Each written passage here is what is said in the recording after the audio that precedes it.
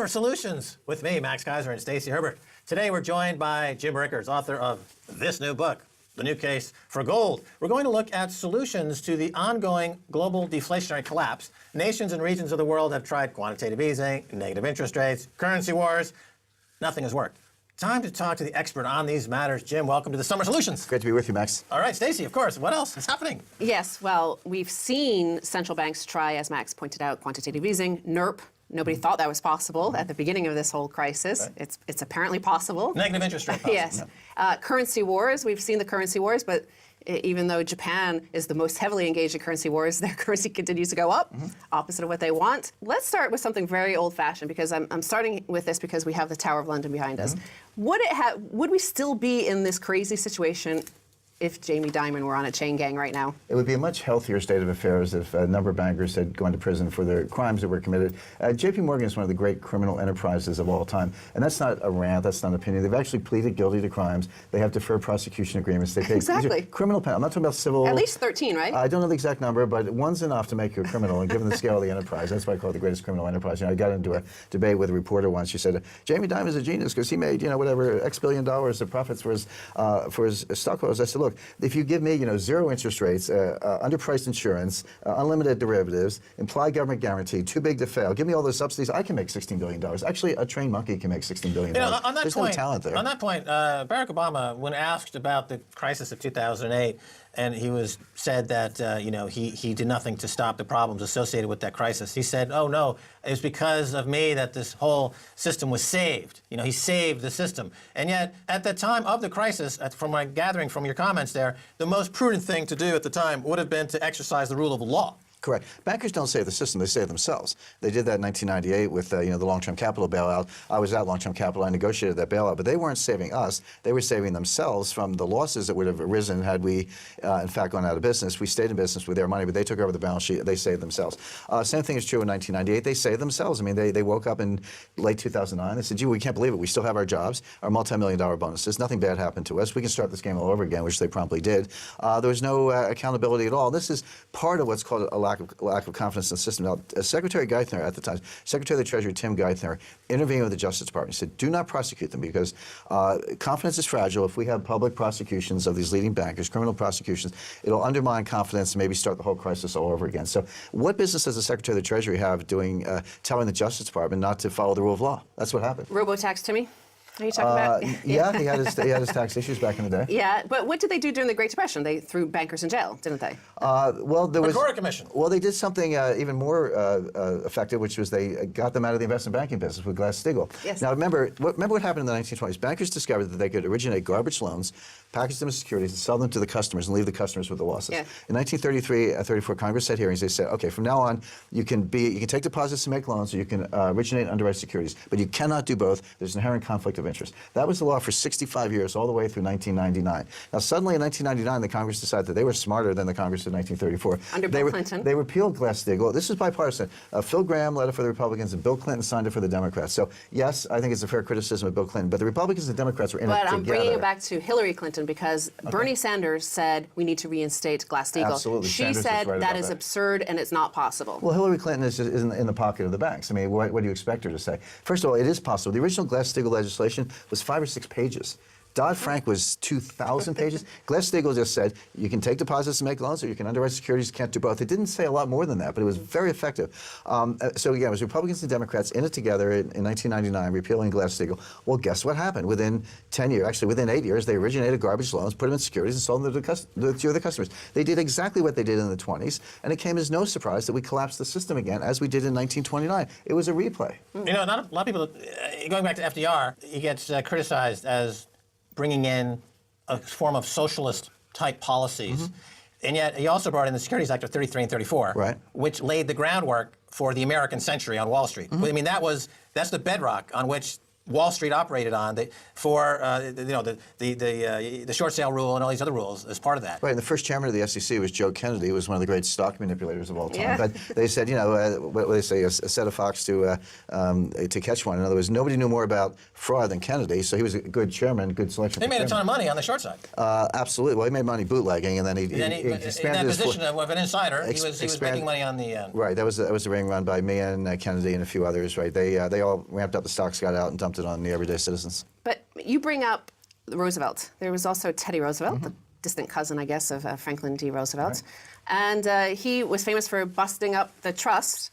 And do you think that would help the U.S. economy as well, going along with throwing bankers in jail? If we have a lot of oligopolies, you might call them, 3 or 4 huge industries, whether it's telecom or pharmaceuticals or health insurance or banking. It seems like 3 or 4 control everything, airlines. Teddy Roosevelt was our first true progressive president. We hear a lot about progressivism today because of Bernie Sanders and others, and maybe Jeremy Corbyn here in the UK.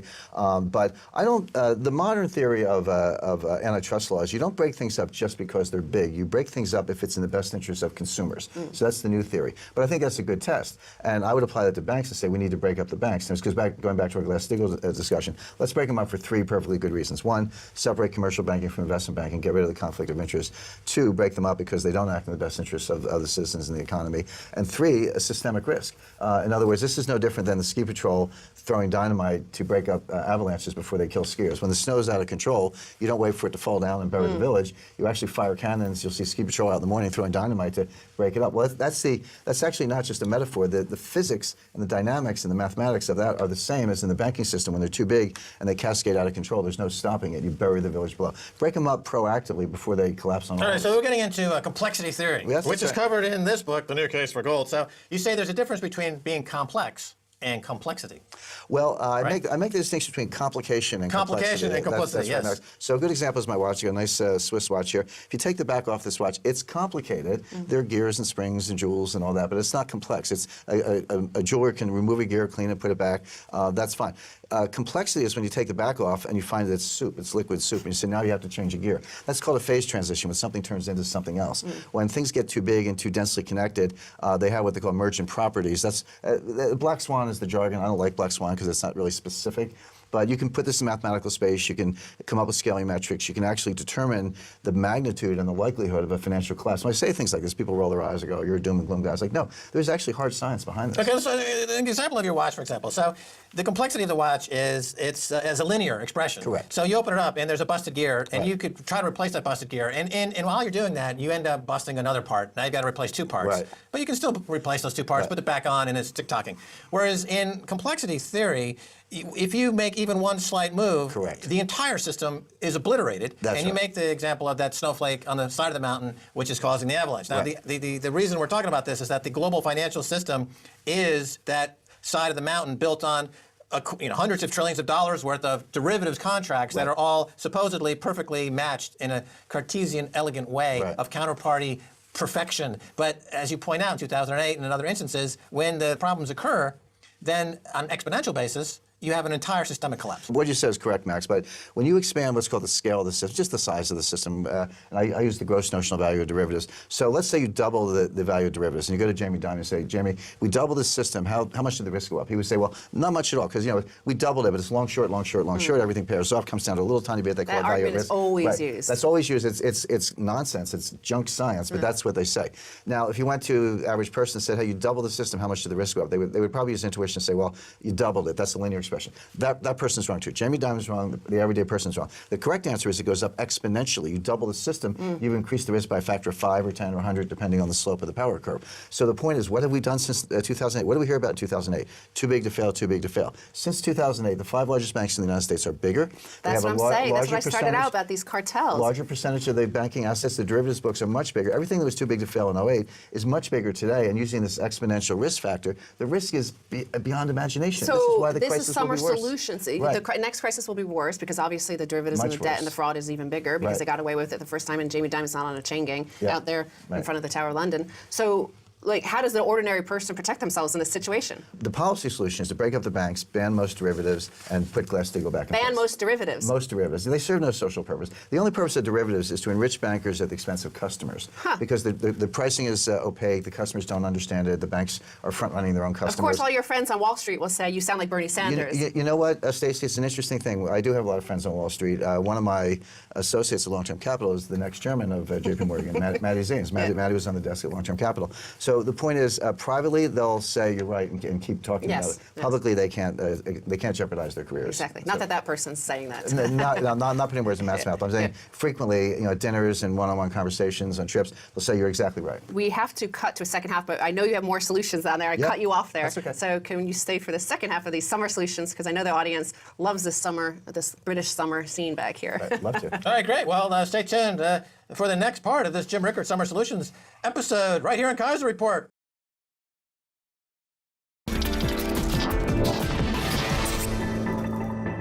Welcome back to the Kaiser Report. Hey, it's Summer Solutions. Oh, it's so fantastic. And we've got Jim Rickards with us. The new case for gold. This thing is flying off the shelves. It's fantastic. If you haven't read it already, read it now. Anyway, we're back with Summer Solutions. Jim Rickards with Stacey Herbert. Jim, welcome back. Thanks, Max. Great to be with you. Stacey. At the end of the last half, we were talking about the solutions to all this debt, all this derivatives, all this fraud, and the fact that the crash is coming. You mentioned that we need to break up the banks, ban derivatives, and then I interrupted you. The third part would be reinstate Glass-Steagall. So break up the banks as to size, and then separate commercial banking from investment banking. That's putting Glass-Steagall back, and ban derivatives. Those three things would give us a system like the one we have from the 1930s to the 1990s, which was a stable system. Yeah, there were some bank failures. There was an S&L crisis in the 80s, but we didn't have anything like what happened in 2008. That whole What time. is the argument? Because here are the officials from the Bank of England and the government.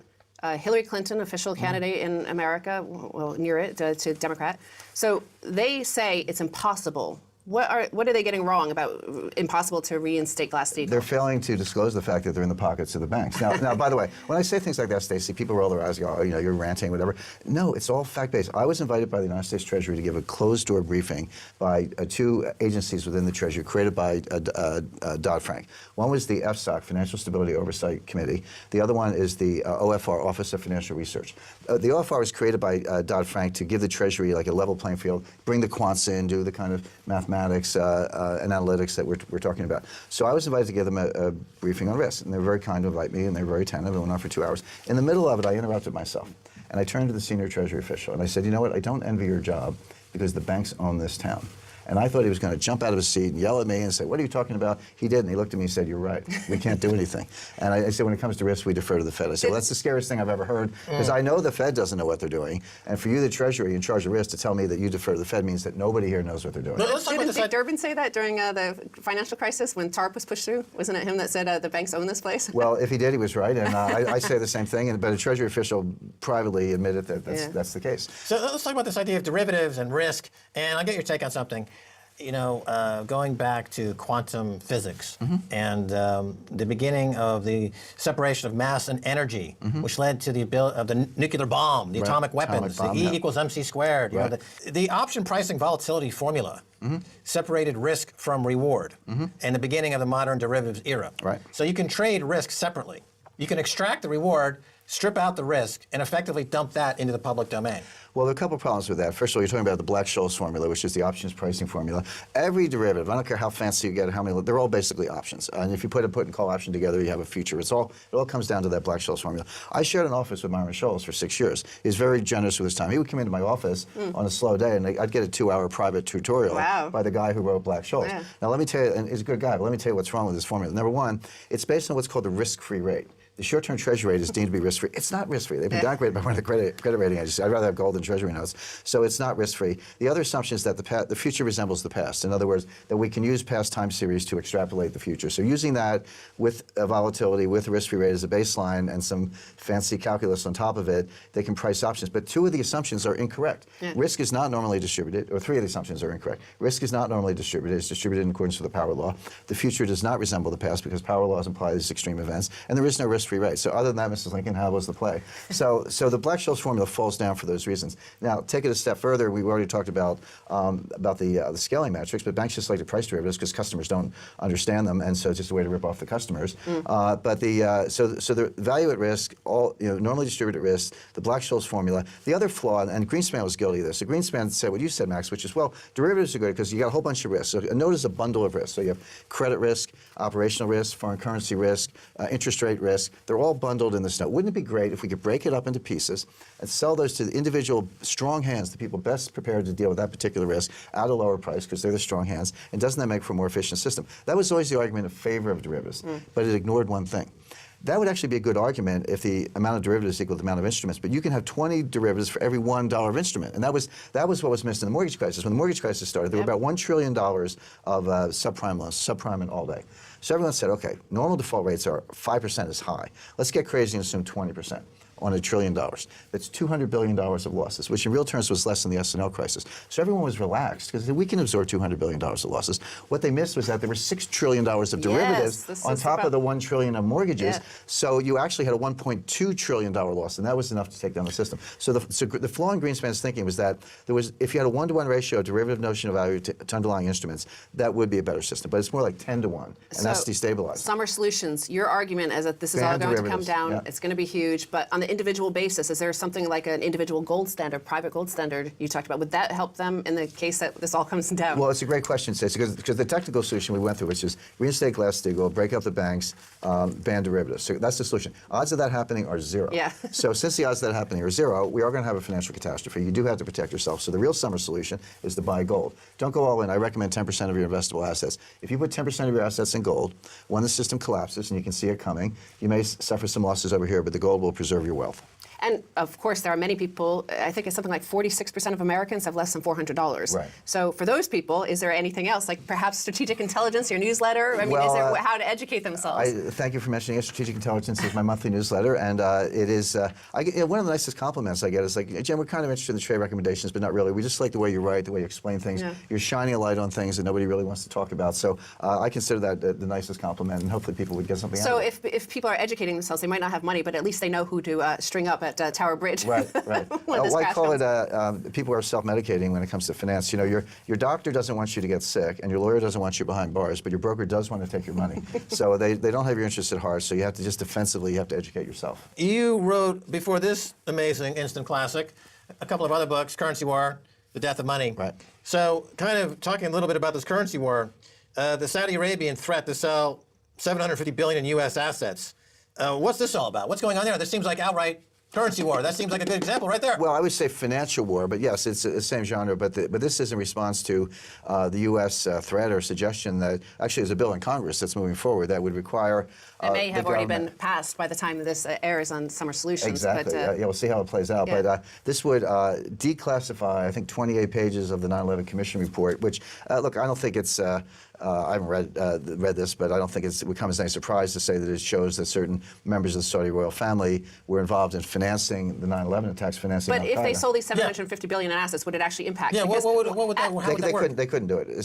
For the same reason the Chinese can't dump. All this talk about dumping treasuries is nonsense. If they wanted to inflict pain, wouldn't it make sense to buy $750 billion in gold? Well, here's the problem, Max. What people miss about all these threats to dump Treasury security, we control the payment system. The Federal Reserve and the U.S. Treasury and they could just deny your payment. We would just freeze them. We would freeze them. We would say, okay, we're gonna make good on all these other treasuries, but your $750 billion, we'll get back to them. Or it gets lost in SWIFT. SWIFT says, oh, we were hacked. Yeah, right. Your $750 billion. So the $1 trillion ATM machine, you end up like Bangladesh. Bangladesh lost $100 million. Now, on a serious note, the U.S. is very good at freezing and seizing and not saying please. Yes. So anyone who tried to use treasuries in a malicious way would find their accounts frozen, and they would not be able to do it. So why go there? It was also pointed out that Saudi Arabia in 2015 sold $138 billion in treasuries and assets because of their economy collapsed by 10%, their GDP fell by 10%, and yet because of quantitative easing, there were huge buyers out there, so it made no dent. Well, just to kind of get back to the banks for a second, what the bankers, okay, so nobody went to jail, the banks were not shut down, they all got to keep their funding below any jobs, and they're all making $20 million a year. But what they don't understand is they're working for the government. Because when others don't want to buy treasuries, the banks will be the forced buyers of last resort. So when the Federal Reserve balance sheet is stretched and foreigners don't want to buy U.S. Treasury bonds, the banks will be forced to buy them. In the 1950s, the treasuries represented about 50% of bank assets. Banks are very conservative then. They just bought treasuries and made a small amount of loans. Today, that number is well below 10%. So there's ample room on bank balance sheets to buy treasuries. So they are the forced buyers of last resort. China makes their banks buy them, right? They do Well, that in sure. China. Yeah. The thing is that the treasuries will never go no bid because the Fed and the Treasury will simply force U.S. banks to buy them. Yeah. So there are two deterrents to dumping treasuries. One will freeze your account. That's not too much fun. Two, even if you want to sell them out a little at a time, our banks will buy them. So you won't be able to cause a panic in the treasury market. The panic is going to come in the dollar. Nevertheless, there is this de-dollarization Correct. around the world, and I see, for example, Russia is now going to price oil in something other than the U.S. dollar. Yeah, they have a local pricing Right, mechanism. and that's, remember, that was tried by Saddam Hussein, that was tried by Gaddafi. You know, Right. it didn't work out well for those guys. Well, they didn't have nuclear missiles. The Russians do. So all of the Iranians are working. But that seems that the de-dollarization trade is up and running and continuing. Your thoughts? Oh, absolutely. There's an emerging axis of gold, which consists of China, Russia, and Iran. The axis of gold. The axis of gold. Oh, that's a good one. So That's a new term. That's a new book no, right but, there. But it's, well, I talk about it in the new case for gold, but it's true. China, look, there are only 35,000 tons approximately of official gold in the world. China has bought 3,000 or 4,000 tons. We don't know the exact number. It's an estimate in the last 7 years. Russia has bought 1,000 tons. Iran has bought massive amounts of gold. Don't have a good handle on the estimate, but we know they've been buying it. They say the most dangerous flight in the world is from Dubai to Tehran because the gold falls out. They're smuggling gold and it falls out of the overhead. But a lot of that gold was flown in from Turkey. The U.S. Treasury finally had to shut down the Turkish gold trade, use a little muscle on Turkey.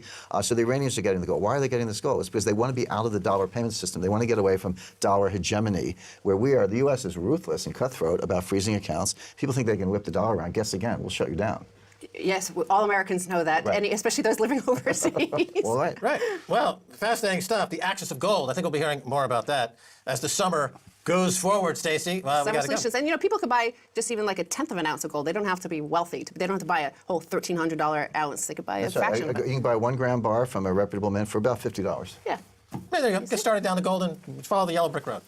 All right. Well, that's good. Thanks, Jim. Thanks, Max. Thanks, Stacey. Well, that's going to do it for this Summer Solutions episode with me, Max Kaiser, and Stacey Herbert. I'd like to thank our guest, Jim Rickers, author of The New Case for Gold. He also has a newsletter, Strategic Intelligence. You can find it at agorafinancial.com. If you'd like to get in touch, tweet us at Kaiser Report. Until next time, bye, y'all.